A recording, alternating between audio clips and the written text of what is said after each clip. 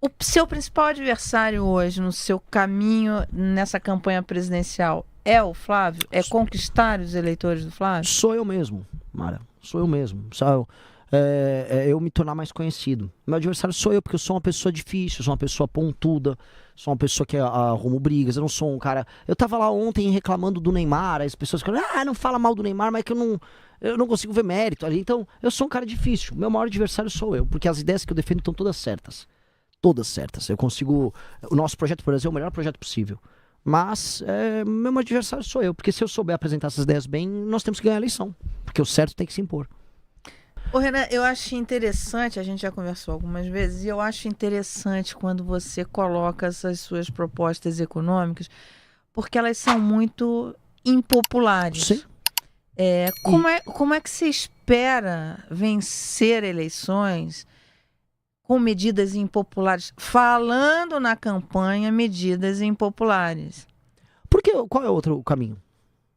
O caminho que vários políticos fazem, não toca nesse assunto ou joga para depois, ou não fala isso. A gente já viu isso em campanhas passadas.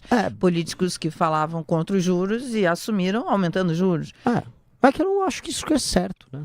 Eu posso estar sendo meio poliana, meio iludido, mas eu vou mentir. Eu prefiro ser altamente verdadeiro no que eu tô falando. E eu não acho que eu vou perder votos avisando as pessoas, vai precisar fazer isso, só que vai ser melhor. No curto prazo vocês vão brigar comigo, mas no médio prazo vocês vão ver que eu tô certo. Você falou da questão fiscal e essa vai ser a principal questão do próximo presidente da República.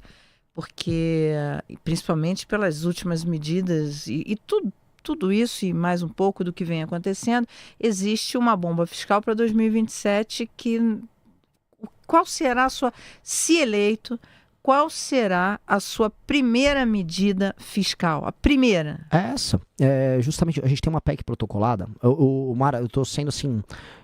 até o Stuhlberger falou, olha, o único cara que parece que cometer sincericídios, quer falar a verdade sem ter medo de se machucar, é o Renan. E eu vou continuar. Então assim, eu vou ser bem sério. Eu já tenho uma PEC protocolada, o Kim já protocolou a PEC, que é uma PEC do equilíbrio fiscal que economiza 3,3 trilhões em 10 anos. Ela já tá lá no Congresso. Eu só vou pegar, vencer as eleições. Eu vou pegar um avião pra Brasília. Eu vou tentar ir de carro, encontrando as pessoas na rua. Ei, ganhei, que bom, que delícia, que legal. Vou até Brasília. Vou sentar numa mesa, vou chamar os presidentes dos partidos, vou chamar as lideranças bancárias. Eu ganhei, eu preciso passar essa PEC agora. Eu vou fazer tudo o que for necessário para passar essa PEC agora, porque isto aqui vai tornar o Brasil um lugar viável do ponto de vista econômico. Bolsa Família, eu vou reformar o Bolsa Família. Não dá. O Bolsa Família ele tem que ter uma porta de saída e nós não podemos criar uma cultura de informalidade baseada no ter o Bolsa Família e fazer um bico. Que isso se tornou a regra na maior parte dos casos, especialmente para homens. Um homem, especialmente um homem jovem de uma cidade com baixa atividade econômica nos interiores do Brasil, que é basicamente o périplo que eu estou fazendo, eu estou rodando o Brasil todo para isso.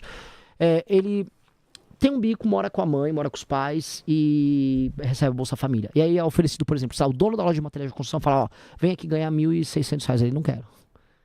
Candidato, isso não é regra. O Bolsa Família é um programa reconhecido internacionalmente. Isso daí não é uma regra, quer dizer, se existe é uma exceção. Não, olha só. O problema existe. Esse tipo de distorção precisa ser corrigido.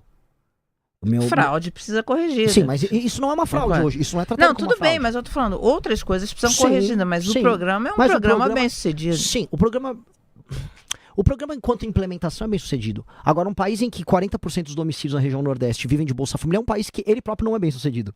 E você tem Mas aí não é um problema do Bolsa Família, aí é um problema da economia. Perfeito. Só que em que medida você acha correto viver num país em que você chegou a 40% dos domicílios vivendo assim? E em que medida os administradores públicos, eles não se viciaram em viver em um modelo econômico assim? Porque esse é o problema.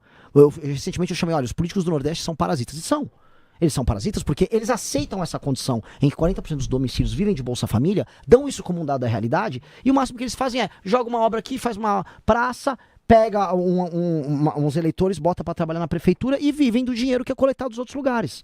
E aí o que acontece? O imposto está caro para outras pessoas. Existe uma relação direta entre esse modelo em que os municípios não funcionam e ninguém é focado em aumentar a atividade econômica nesses lugares, com o motoboy aqui em São Paulo não conseguindo pagar a prestação da própria moto. A correlação é direta. Esse é o problema, esse é o grande problema federativo brasileiro. E esse é o problema que vai precisar ser endereçado. Então, o Bolsa Família é a causa do problema? Não, a causa é a inexistência de atividade econômica. O Bolsa Família é um sintoma que depois, de certo momento, começa a agravar o problema porque o administrador público não liga para a inexistência de atividade econômica. Na minha lei de responsabilidade gerencial, o principal indicador para o administrador público ser premiado é aumento da atividade econômica. Quando você gera aumento da atividade econômica real, você gera emprego real, e aí você gera a emancipação das pessoas. E essa emancipação é o que vai nos permitir um dia nos emancipar do Centrão, que é o grande inimigo brasileiro. Vitor Dias pergunta, pode perguntar para o Renan qual a opinião dele sobre as bets e se alguém do partido anunciar, o que ele faria? Houve um rapaz que estava anunciando o bet lá no Rio de Janeiro, ele foi tocado para fora na campanha. Assim, é isso, assim, eu acho isso muito ruim. E veja, as pessoas levam algumas discussões para o campo principiológico, do tipo, Renan, mas você quer controlar a liberdade das pessoas, as pessoas fazem o que quiser com o dinheiro delas. Sim, se você estiver na Inglaterra, eu acho que essa é uma discussão meio vazia, mas nós não estamos na Inglaterra. Os ingleses são viciados em apostas, né? Essa cultura veio muito dos ingleses. Nós estamos num país muito pobre. Muito pobre, em que o poder de agência das pessoas é mínimo e que as pessoas elas caem nos estímulos mais vazios e estúpidos possíveis, de carrosséis online a apostas.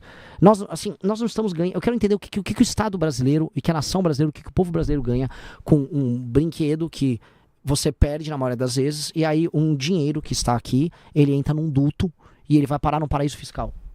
Você vai falar, mas Renan, o Yashen, que o cara comprava da Shein, bom, vinha um produto que em alguma medida atendia uma satisfação da pessoa ou aumentava a produtividade dela, como por exemplo um eletrônico, e do outro lado ia o dinheiro.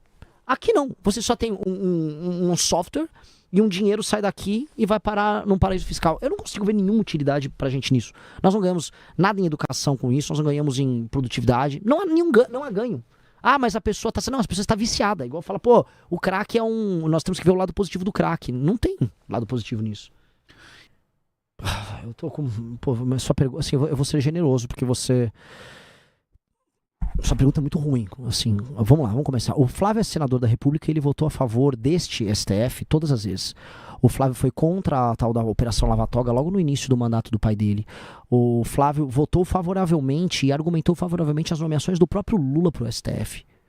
Então eu tô falando de um cara que joga com esses caras. Aí você fala, mas o Flávio teria forças para barrar. Bom, o Flávio ele foi beneficiado primeiro pelo Dias Toffoli, no caso do COAF, e depois pelo Gilmar Mendes. Ou seja, ele deve favor, ele deve até as calças pro STF. O Flávio não tem força alguma para isso, porque o Flávio só não está preso por conta do próprio STF. E todo mundo meio que sabe disso. Você acreditar que o Flávio teria forças para isso, você não encontra nenhum exemplo prático nos 8 anos de mandato do Flávio em que o Flávio de fato enfrentou o STF. Muito pelo contrário, o Flávio depende. Tudo que eu estou falando é baseado em informações públicas. Não é uma opinião minha. Isso são dados da realidade. São dados concretos. É do Flávio uma das frases, quem interessa arrumar briga com o judiciário. É do próprio Flávio essa frase. Mas vamos lá. Vamos supor que você ache isso ainda do Flávio. Eu acho que você está iludido. Não muito, não pouco, muito. Você está completamente perdido. Mas vamos prosseguir. O Flávio Bolsonaro não tem chances de vencer o Lula no segundo turno, sob nenhuma hipótese. E isso porque nem saiu as outras coisas que sairão nas próximas semanas. A quantidade de escândalos que envolvem o Flávio, ela é assustadora, porque o Flávio nunca quis ser presidente. O Flávio sempre que está lá em Brasília para fazer negócios. O lance do Flávio é ficar rico e comprar imóveis. Ele arranca o imóvel do Richarlison lá na Praia de Angra dos Reis, pega um monte de imóvel em área de milícia. É isso que o Flávio gosta de fazer, comprou uma mansão. O que o Flávio gosta é de imóveis. Ele gosta de imóveis, então ele tem mandatos para construir imóveis. Se você gosta de imóveis, talvez eleja o Flávio presidente. Ele não vai conseguir, mas ele vai ficar comprando casas por aí. Se você quiser ganhar do Lula, você vai ter que olhar nas pesquisas quem está em terceiro. O Renan. Quem já enfrentou o STF antes? O Renan. Quem já derrotou o PT antes na rua, no parlamento? O Renan. Então, Renan. É isso. É isso, não tem outro caminho. Você fez São Francisco, foi aluno do Alexandre de Moraes? Fui. E você sabe que esse meu trecho numa entrevista sua é utilizado recorrentemente pelos meus inimigos, né? É verdade. O tempo todo tem aquele trecho. Porque eu falei, o Alexandre de Moraes era um cara inteligente, tenaz e corajoso. Mas ele é. O que você quer que eu fale? Ele é. Não tô falando que ele é uma boa pessoa. Que dera os bons tivessem a audácia dos maus. As pessoas boas têm que ter a audácia do Alexandre. É verdade, ele é audacioso. E era um professor presente. Os Estados Unidos, esse é um exemplo que eu preciso dar, eu estou dando sempre, para fazer um F-35. O F-35 é um avião, mas é mais do que um avião. Ele é uma base operacional de guerra americana multiuso. Cada avião F-35 vai 500 quilos, ou melhor, meia tonelada de terras raras na composição dele. Seja nos instrumentos óticos, seja nos ímãs internos, seja nos componentes catalíticos, tudo. Tudo isso vem da China. E a China agora, nessas brigas comerciais, avisou, acho que eu não vou te fornecer isso, meu irmão. Estados Unidos, estão em pânico. Eles estão em pânico. E aí eles precisam extrair, processar e produzir componentes com terras raras. Esse é o status atual dos Estados Unidos. O Brasil tem 20% das reservas mundiais. Então os Estados Unidos precisam do Brasil. E aí nós podemos agora sentar numa posição minimamente decente para construir uma relação com os Estados Unidos, mas não só com eles, com a Europa. A Europa também precisa de terra rara. O Japão, que está se reindustrializando e se rearmando, vai precisar de terras raras. Taiwan precisa. E aí nós construímos parcerias internacionais sólidas com troca de tecnologia, com parcerias de longo prazo com as nações. Eu conversei com europeus, com diplomatas europeus agora nas últimas semanas, falando disso. Precisamos ter troca de tecnologia e o mundo, e o primeiro mundo entendeu o Brasil como um parceiro de primeira ordem, um parceiro geopoliticamente falando de primeira ordem. Índia, a mesma coisa, entender o nosso papel junto à África, tá? Que eu acho que o Brasil vai ter que ser meio que o irmão mais velho da África para muita coisa. E nesse sentido, é um realinhamento internacional.